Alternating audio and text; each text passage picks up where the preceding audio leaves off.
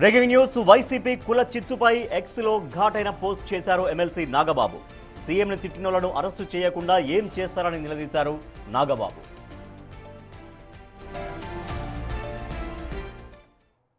వైసీపీలోని నాయకులకి ఒక మునిశాపం ఉంది. వాళ్ళు నిజం మాట్లాడితే తల 1000 ముక్కలై చస్తారు. నోరు విప్పితే చాలు అబద్ధాలు, లేదంటే బూతులు. ఈ రెండు తప్ప ఏమీ రావు వాళ్ళకి. చిన్న అవకాశం దొరికినా ఏవో మాయమాటలు చెప్పి కులాల్ని రెచ్చగొట్టి కుల రాజకీయం చేయటం వీళ్ళకి వెన్నతో పెట్టిన విద్య. అయినా ముఖ్యమంత్రిని బూతులు తిడితే జైల్లో పెట్టక ముద్దెట్టుకుంటారా? ఎలాంటి వాడికి కులాన్ని ఆపాదించి కుల చిచ్చులు పెడదామనుకునే మిమ్మల్ని కూడా అరెస్ట్ చేస్తే దరిద్రం వదిలిపోద్ది. కులం బై బర్త్ వచ్చేది, ఎంపిక మాత్రం కాదు అన్నారు నాగబాబు. మనం ఎక్కడ పుట్టాలో నిర్ణయించుకోలేం, కానీ ఎలా బ్రతకాలో మాత్రం నిర్ణయించుకోగలం అన్నారు నాగబాబు.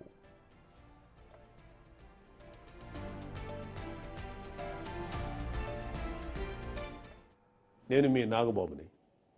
మన దేశంలో కులం అనేది మనకి నచ్చినా నచ్చకపోయినా ఒక సోషల్ రియాలిటీ. కులరహిత సమాజం కోరుకోవటం ఒక ఐడియల్ థాట్. అది చాలా ఉన్నతమైన ఆలోచన. మనం గుర్రం జాషువా గారు చెప్పిన విశ్వనరుడు అనే పరిణితి అందరికీ వచ్చిన రోజు మనకు అసలు రాజకీయ పార్టీలు అవసరమే లేదు. నేను కాపు కులంలో పుట్టాను. నా కులం మీద నాకు గౌరవం ఉంది. అయినా వేరొకరిని కించపరచినంత వరకు ఎవరి కులం మీద వాళ్ళ గౌరవం అభిమానం ఉండటం నేరమేమీ కాదు కదా. అయినా కులం అనేది అందరికీ బై బర్తే కానీ ఎవరికి బై చాయిస్ కాదుగా. మనం ఎక్కడ పుట్టాలో మనం నిర్ణయించుకోలేం, కానీ ఎలా బతకాలో అది మాత్రం మనం నిర్ణయించుకోవచ్చు. బట్ రాజకీయాల్లో ఐడియల్ సినారియోస్ కన్నా ప్రాక్టికల్గా ఉంటూ రియలిస్టిక్గా మాట్లాడాలి. కాబట్టి కులం అనే రియాలిటీ గురించి మాట్లాడక తప్పదు. పెద్ద సంఖ్యలో ఉన్న కులాలు చిన్న సంఖ్యలో ఉన్న కులాలను ఎంకరేజ్ చేయాలని, అప్పుడే అభివృద్ధి ఆటోమేటిక్గా జరుగుతుంది అన్నారు నాగబాబు. అందుకు నిదర్శనం తాము కాపులు ఎక్కువగా ఉన్న అనకాపల్లిలో గౌర సామాజిక వర్గానికి చెందిన కొనతాలకు సీటు ఇవ్వడమే అన్నారు. జనసేన మూల సిద్ధాంతాల్లో ఒకటైన కులాలను కలిపే ఆలోచన విధానం గురించి చెప్పారు. మన సమాజంలో పెద్ద సంఖ్యాబలం ఉన్న కులాలు చిన్న సంఖ్యలో ఉన్న కులాలను భుజం తట్టి ప్రోత్సహిస్తే మనకు సామాజిక న్యాయం అనేది ఆటోమేటిక్గా జరుగుతుంది. అందుకే కళ్యాణ్ గారు ఒక మాట అన్నారు, రాష్ట్రంలో అధిక శాతం జనాభా ఉన్న కాపులు ఒక పెద్దన్న పాత్ర పోషించాలి అని. దీనికి మంచి ఉదాహరణ మొన్న జనసేన పార్టీ పోటీ చేసిన అనకాపల్లి అసెంబ్లీ సీటు. అక్కడ 40% కాపులు ఉన్నా కూడా జనసేన ఆ సీటుని ఒక బీసీ సోదరుడైన గౌర సామాజిక వర్గానికి చెందిన శ్రీ కొనతాల రామకృష్ణ గారికి ఇచ్చింది. కళ్యాణ్ గారు చెప్పినట్లుగానే కాపులు గౌరులు కలిసిమెలిసి పనిచేసి ఆ సీటుని గెలిపించుకున్నారు. అసలు జనసేన మీద కులముద్ర వేసి విషం చిమ్ముదామని చూసి ఎవరైనా ఈ ఒక్క ప్రశ్నకు సమాధానం చెప్పగలరా? 40% కాపులు ఉన్న నియోజకవర్గంలో 20% ఉన్న గౌర సోదరులకు టికెట్ ఎందుకు ఇచ్చాం? అలాగే విశాఖపట్నం సౌత్లో కూడా కుల సమీకరణాలు పక్కన పెట్టి బీసీ యాదవ సోదరుడికి సీట్ ఎందుకు ఇచ్చాం? ఎందుకంటే మేము కులాలను కలుపుతూ ముందుకు వెళ్ళాలి అని మనసా వాచా కర్మణ నమ్మేవాళ్ళం కాబట్టి. కళ్యాణ్ గారి సిద్ధాంతాలను జనం కూడా నమ్మారు కాబట్టి వైజాగ్ సౌత్లో జనసేన అభ్యర్థి వంశీకృష్ణ యాదవ్ గారికి రాష్ట్రంలోనే అత్యధిక శాతం ఓట్లు వచ్చాయి. జనసేనపై కులముద్ర వేయాలి అనుకుంటున్న వైసీపీకి సూటిగా సుత్తు లేకుండా 5 ప్రశ్నలు సంధిస్తున్నాను అన్నారు నాగబాబు. వీటిపై జగన్ను ప్రశ్నించి తర్వాత పవన్ని ప్రశ్నించమన్నారు నాగబాబు.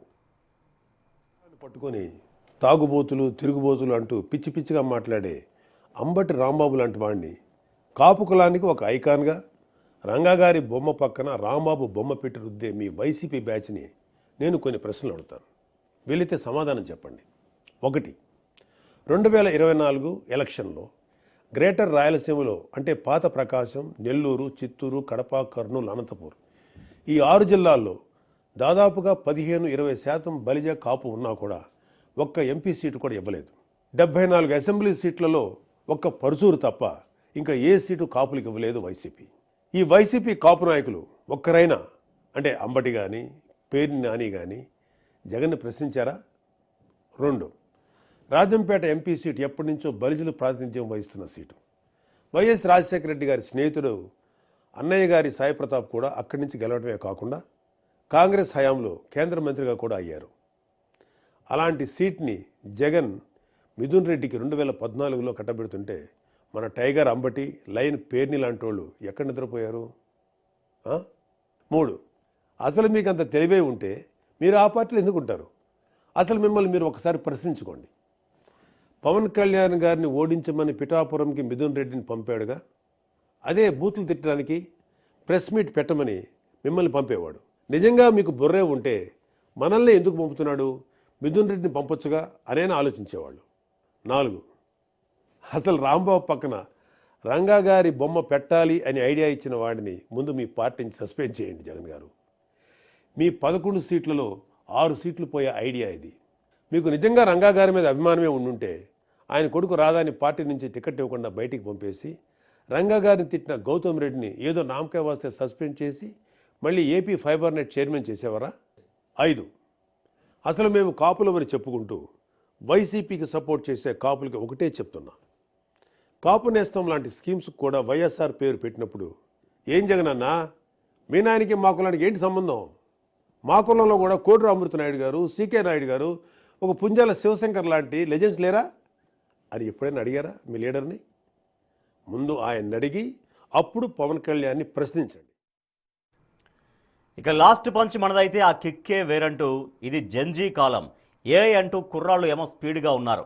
రాంబాబు అంటూ ఇంకా రాజనాల కాలం నాటి రాజకీయాలు చేస్తే ఆ 11 సీట్లు కూడా పోతాయంటూ ఘాటైన కామెంట్స్ చేశారు ఎమ్మెల్సీ నాగబాబు. చెప్తున్నా, ఇది జెన్జీ జనరేషన్. కుర్రాళ్ళు అంటూ యమా స్పీడ్గా ఉన్నారు. మీరు ఇంకా రాంబాబు అంటూ రాజనాల కాలం నాటి రాజకీయం చేస్తామంటే మీకు నెక్స్ట్ టైం ఈ 11 కూడా రావు. ఆలోచించుకో.